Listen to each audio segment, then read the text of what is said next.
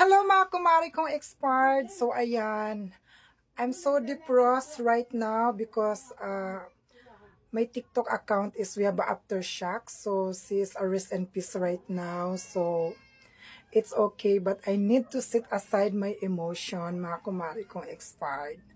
Yes, kaya ngayon aalis ako, magpupukpok muna ako. So may show ako mga kumari kong expired. Kasi wala na nga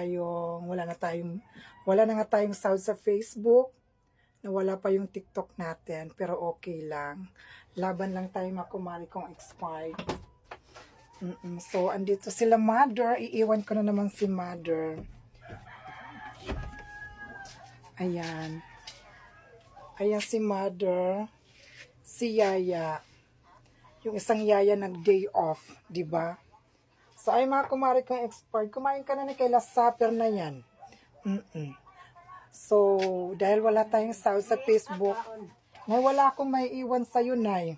Ay, kay ano, basta, Kay, wala na tayong sound sa Facebook, wala na yung TikTok natin, may aftershock. Pero may ano pa naman tayo, efficacent oil. Ayan, Nay. Efficacent oil ka lang muna 3 times a day.